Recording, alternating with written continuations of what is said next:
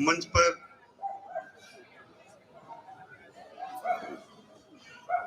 इतने बड़े बड़े विद्वान बैठे हैं, हम लोग के गुरुजी स्वयं संचालन कर रहे हैं।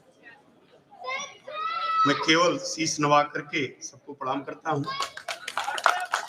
सामने भी काफी विद्वज्जन, साहित्य परंपरा से जुड़े हुए लोग बैठे हैं, उनको भी नमस्ते नमन करता हूँ। भाइयों बहनों,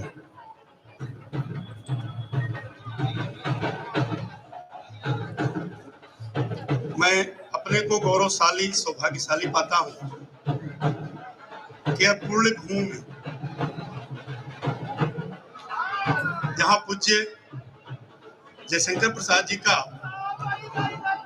अवतरण हुआ, कार्य क्षेत्र रहा, वह मेरे निर्वाचन क्षेत्र की विधानसभा में पड़ता है। इसके लिए मैं अपने को गौरव और सौभाग्यशाली पाता हूं।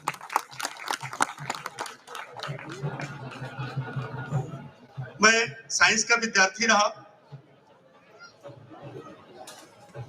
फिर पत्रकारिता और ऐसे करके विधि का विद्यार्थी हुआ। हिंदी से बहुत इंटरमीडिएट के बाद कोई लगाव नहीं रहा, पढ़ने उड़ने का विषय नहीं रहा। लगाव तो रहा, पढ़ने का कोई बहुत अवसर नहीं मिला।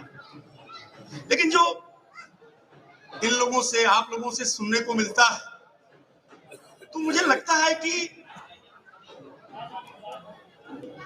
पूज्य प्रसाद जी छायावाद के स्तंभ थे। जब उनके कामायनी या काव्य रचना को पढ़ा जाता है या अन्य भी विषय, कुछ स्मृतियां आती हैं महादेवी वर्मा, निराला जी वगैरह वगैरह के लेकर के, तो ये लगता है छायावाद। जब कुछ और भी पुस्तकें पढ़ते हैं गद्य से जुड़े हुई, निबंध, उपन्यास, तो अलग अलग छवि आती है। कभी जब हम स्कंदगुप्त को पढ़ने लगते हैं, उनकी एक रचना, तो लगता है कितने बड़े इतिहासकार थे। स्कंदगुप्त को आधुनिक भारत में लगभग उस इतिहास के पन्ने को कहीं ना कहीं छुपा दिया गया है या कहीं उस पर चर्चा नहीं होती है, लेकिन स्कंदगुप्त पर चर्चा करते हैं। उस महान योद्धा जिसने विश्व में सबसे बड़े अशांति, अप्रिय आक्रांता, बर्बर आक्रांता हुड़ों को पराजित किया, उस स्कंदगुप्त के बारे में जब चर्चा करते हैं तो लगता है इतिहासकार।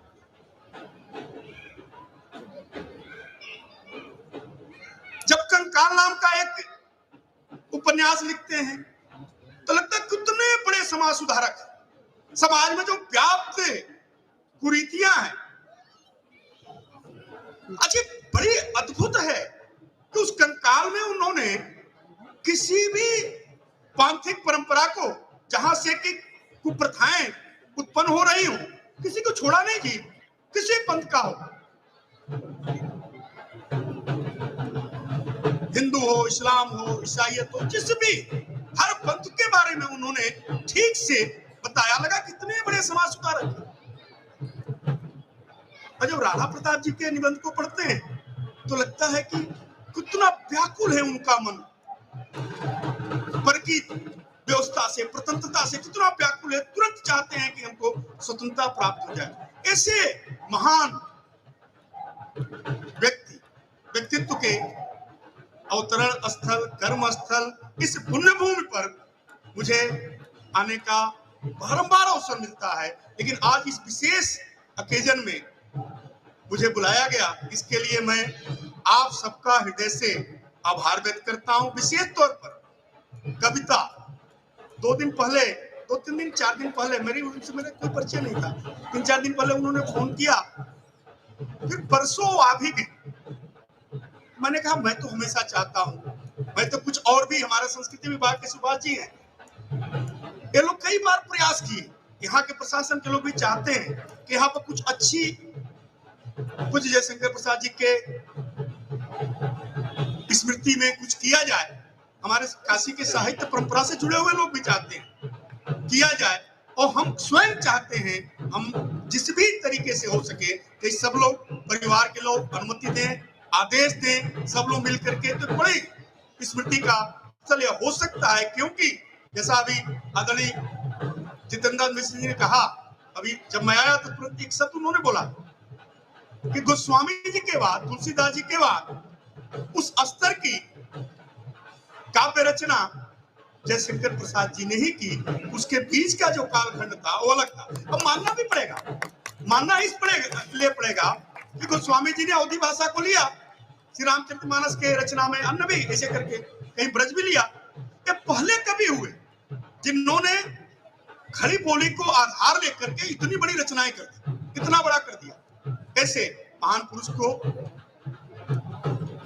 नमन करता हूं, इस पुण्य भूमि को प्रणाम करता हूं, विद्वज्जन को भी, साहित्यकार बंधुओं को भी प्रणाम करता हूं। यदि कुछ बोलने में कुछ त्रुटि रह गई हो तो उसके लिए क्षमा भी मांगता हूं। बहुत बहुत धन्यवाद।